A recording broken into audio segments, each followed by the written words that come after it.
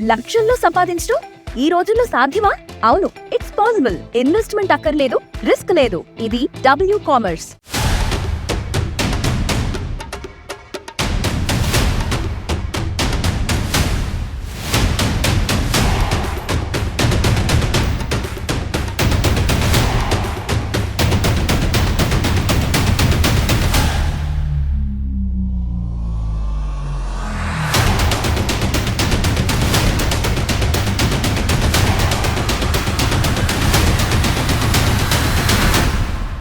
తెలంగాణలో ప్రస్తుతం ఏ నోట చూసినా సమ్మక్క తల్లి పేరే వినిపిస్తోంది.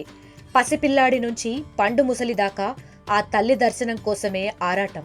ఇప్పటికే లక్షలాది మంది భక్తులు మేడారం బాట పట్టారు. గిరిజన కుంభమేళాగా 4 రోజుల పాటు సాగే జాతరకు ప్రభుత్వం కూడా ప్రత్యేక ఏర్పాట్లు చేసింది. ఎలాంటి విగ్రహాలు లేకుండా కేవలం కుంకుమ భరిణెలు, వెదురు కర్రల రూపంలో దేవతలను పూజించడమే ఈ జాతర ప్రత్యేకత. మేడారం వెనుక భక్తి మాత్రమే కాకుండా త్యాగం, పోరాటం, చరిత్ర లాంటి ఎన్నో అంశాలు ముడిపడి ఉన్నాయి. తెలంగాణ కుంభమేళాగా పిలిచే మేడారం మహాజాతర విశిష్టతపై ఆర్టీవీ స్పెషల్.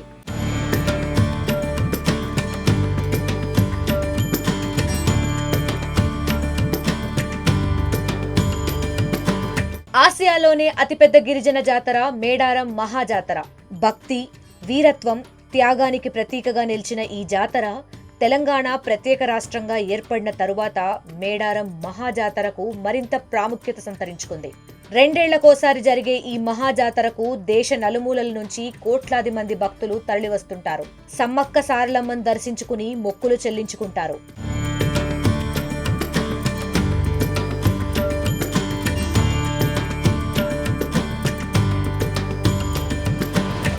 కోట్లాది హృదయాల్లో కొలువైన సమ్మక్క జాతర ఈ ఏడాది వైభవంగా ప్రారంభమైంది. మొదటి రోజు పడిగిద్దరాజు, సారలమ్మ, గోవిందరాజులు గద్దెపైకి రావడంతో జాతర ఘనంగా మొదలైంది. డప్పులు, వాయిద్యాలు, గిరిజనుల నృత్యాలతో వారు గద్దెలపైకి చేరారు. ఆ తరువాత చిలకలగుట్ట నుంచి సమ్మక్క తల్లి గద్దెపైకి వస్తుంది.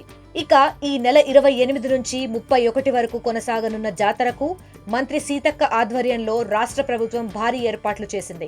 భక్తులకు ఎలాంటి అసౌకర్యం, ఇబ్బందులు లేకుండా అన్ని రకాల ఏర్పాట్లు చేశారు. వచ్చినటువంటి ప్రతి భక్తులు కూడా ఓపికగా రావాలి, మంచిగా దర్శనం చేసుకోవాలి, మంచిగా మీ మొక్కులు చెల్లించుకోండి. మళ్ళీ మీ కోరిన కోరికలు ఏవైతున్నాయో మళ్ళీ కోరుకోండి. మళ్ళీ వచ్చే జాతరకు కూడా మీ పిల్ల పాపలతో ఇంకా రావాలని కోరుకుంటాము. ఈసారి రోడ్లు వెడల్పైన క్యూ లైన్స్ పెట్టినాం, పైన షెడ్స్ కూడా అక్కడ బయట షెడ్స్ కూడా నిర్మాణం చేసినాము ఇబ్బంది లేకుండా. అదేవిధంగా లోపల కూడా ఎప్పటికప్పుడు జస్ట్ 10-15 మినిట్స్ లో దర్శనం కూడా అవుతుంది. కాబట్టి ఇప్పటివరకు అయితే ఏం ప్రాబ్లమ్స్ రాలే. ఆ సమ్మక్క సారలమ్మ దయతోటి అన్ని సవ్యంగా జరగాలని దేవుణ్ణి మొక్కుకుంటాం. ఓసారి మేడారం విశిష్టతను చూస్తే ఉమ్మడి వరంగల్ జిల్లాలోని ములుగు నుంచి 44 కిలోమీటర్ల దూరంలో మారుమూల అటవీ ప్రాంతంలో మేడారం ఉంది. ఈ దట్టమైన అడవులు, కొండల మధ్యనే సమ్మక్క సారలమ్మలు కొలువైయున్నారు. ఈ మేడారం ప్రాంతాన్ని అప్పట్లో కోయ చక్రవర్తి మేడరాజు అనే గిరిజన రాజు పాలించేవారు. ఒకరోజు మేడరాజు వేటకు వెళ్లినప్పుడు అడవిలో ఒక పుట్టపై చుట్టూ పుల్లలు, సింహాల రక్షణలో చిన్న పాప కనిపించింది. ఆ చిన్నారిని దైవాంశ సంభూతురాలిగా భావించి ఆమెను గూడారానికి తీసుకువెళ్లి పెంచుతాడు మేడరాజు.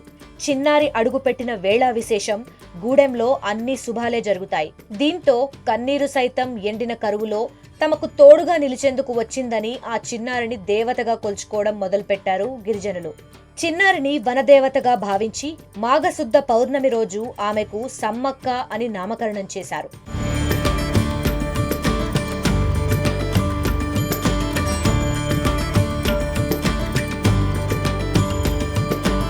ఆ తర్వాత సమ్మక్క హస్తవాసి సైతం వారి నమ్మకానికి ఎంతో బలం చేకూర్చింది. ఆమె చేత్తో ఆకుపసరు ఇస్తే చాలు ఎలాంటి రోగమైనా ఇట్టే నయమైపోయేదని అంటుంటారు. సమ్మక్క యుక్త వయసుకు వచ్చాక తన మేనల్లుడైన పడిగిద్దరాజుకు ఇచ్చి వివాహం జరిపించాడు మేడరాజు. వీరికి సారలమ్మ, నాగులమ్మ అనే 2 కుమార్తెలు, జంపన్న అనే కుమారుడు జన్మించారు.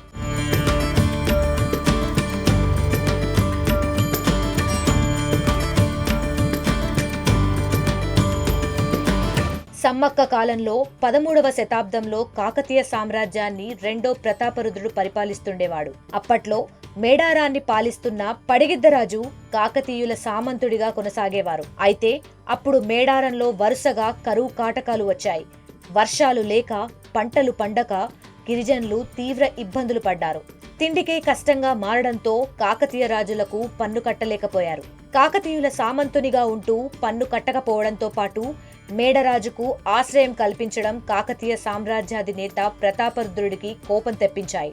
అంతేకాకుండా కోయ గిరిజనుల్లో విప్లవ భావాలు నూరిపోసి రాజ్యాధికారాన్ని ధిక్కరిస్తున్నాడనే ఆరోపణలతో మేడారంపై ప్రతాపరుద్రుడు యుద్ధం ప్రకటించాడు. ఇది గమనించిన గిరిజనులు కాకతీయ సామ్రాజ్యంపై తిరగబడేందుకు సిద్ధమయ్యారు.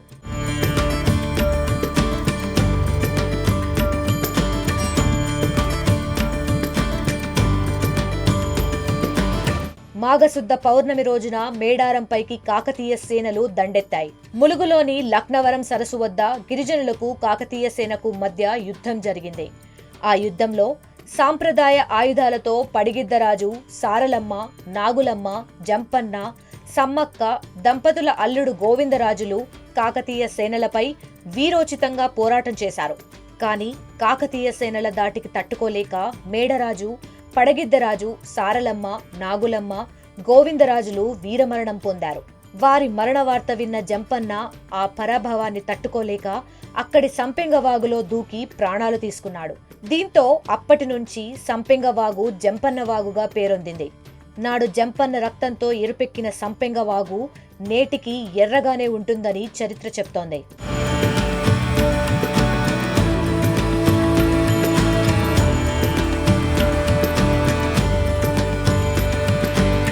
మీరు స్టోర్ క్రియేట్ చేసి లింక్ లేదా క్యూఆర్ ని షేర్ చేస్తారు.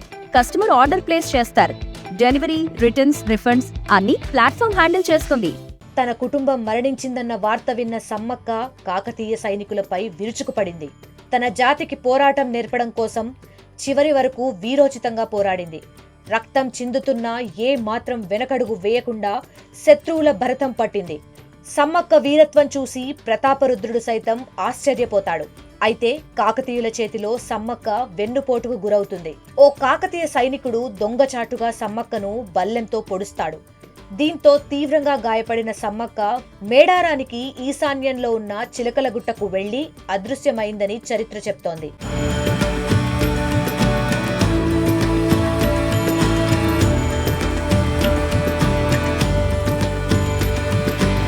అయితే తన జాతి బిడ్డల రక్షణ కోసం తాను అడవిలోనే ఉంటానని చెప్పి సమ్మక్క మాయమైపోయిందని అక్కడి ప్రజలు చెప్తూ ఉంటారు.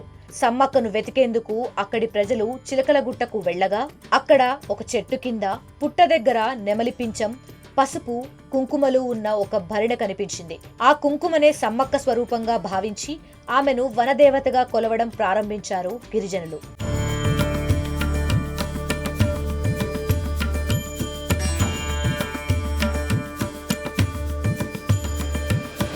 ఆ తరువాత తన తప్పు తెలుసుకున్న ప్రతాపరుద్రుడు సమ్మక్క తల్లి భక్తుడిగా మారిపోతాడు. కొంతకాలానికి కోయరాజులు కట్టాల్సిన పన్నును రద్దు చేసి సమ్మక్కకు కానుకలు సమర్పించాడు. ఈ క్రమంలోనే ప్రతి 2 ఏళ్లకోసారి సమ్మక్క జాతర నిర్వహించాలని అక్కడ ప్రజలకు ఆదేశించాడు ప్రతాపరుద్రుడు. ఇలా కుంకుమ భరిణలనే సమ్మక్కగా భావించి ప్రతి 2 ఏళ్లకోసారి మాఘశుద్ధ పౌర్ణమి రోజున ఆ తల్లులను స్మరించుకుంటూ మేడారం జాతరను జరుపుకునే సాంప్రదాయం ఆనవాయితీగా మారిందని చరిత్రకారులు చెప్తున్నారు.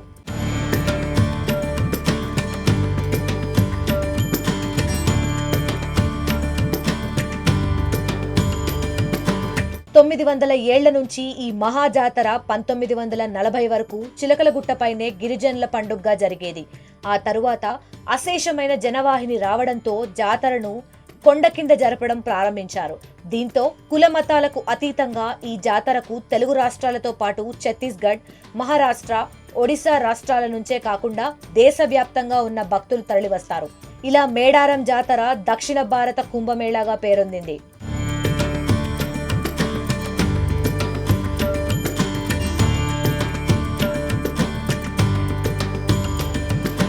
కోట్లాది మంది దర్శించుకునే ఈ మహా జాతరను 2014లో తెలంగాణ రాష్ట్రం ఏర్పడిన తరువాత ప్రభుత్వం రాష్ట్ర పండుగగా గుర్తించింది. 2016లో రాష్ట్రంలో మొదటి మహా జాతర జరిగింది. అప్పటి నుంచి ఈ జాతరకు భక్తులు అధిక సంఖ్యలో తరలివచ్చి అమ్మవార్లను దర్శించుకుంటున్నారు. నిండు మనసుతో తల్లిని కొలిస్తే చాలు భక్తుల ఇంట్లో కొంగు బంగారమై వెలుస్తుందని భక్తుల నమ్మకం.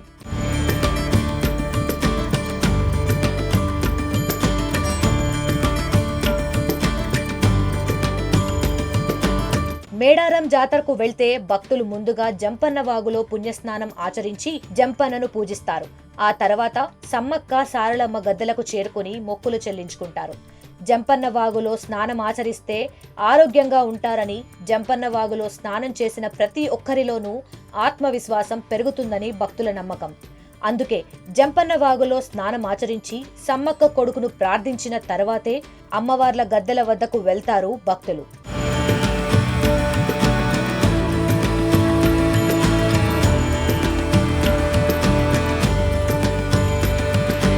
ఇక మేడారం జాతరలో భక్తులు అమ్మవార్లకు అందించే అతి ముఖ్యమైన కానుక బెల్లం. దీనిని భక్తులు బంగారం అని పిలుస్తారు. అమ్మవార్లకు అందించే బంగారానికి ఎంతో ప్రాముఖ్యత ఉంది. ఎందుకంటే దీని వెనుక ఒక చారిత్రక, ఆధ్యాత్మిక కారణం కూడా ఉంది. గిరిజన సంస్కృతిలో బంగారం కంటే ప్రకృతి ప్రసాదించిన వస్తువులకే ప్రాధాన్యత ఎక్కువ.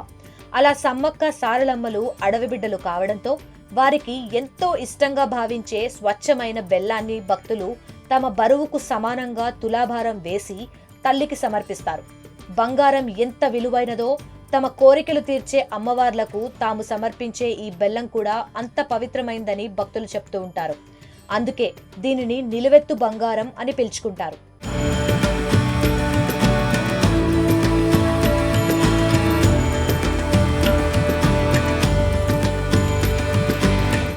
జాతరలో భాగంగా భక్తులు అమ్మవార్లకు బెల్లంతో పాటు వడిబియ్యం, పసుపు, కుంకుమలు కూడా సమర్పిస్తారు. గద్దెల వద్ద బెల్లం ముక్కలను నైవేద్యంగా పెట్టి ఆ తరువాత దానిని ప్రసాదంగా పంచుకుంటారు. ఈ బంగారం ప్రసాదాన్ని తింటే అనారోగ్యాలు తొలగిపోతాయని, పంటలు బాగా పండుతాయని భక్తుల విశ్వాసం. ఇలా జాతరలో అమ్మవార్లకు నిలువెత్తు బంగారం సమర్పించడం ఒక ముఖ్య ఆచారంగా మారింది.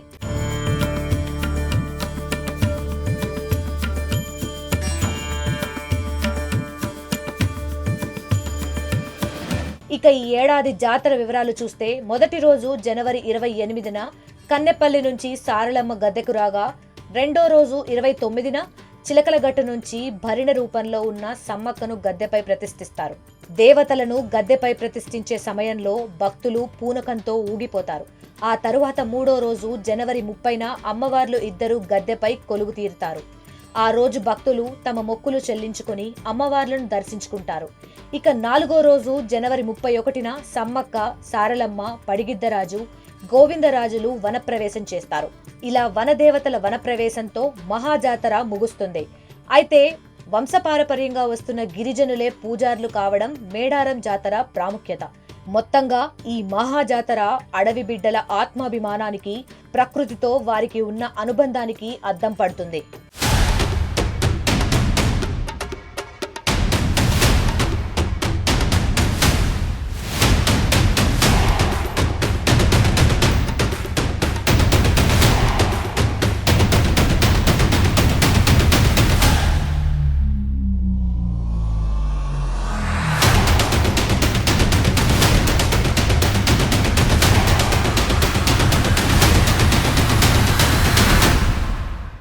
హోమ్ మేకర్ అయినా, కంటెంట్ క్రియేటర్ అయినా, కిరాణా షాప్ ఓనర్ అయినా అందరికీ సమాన అవకాశం.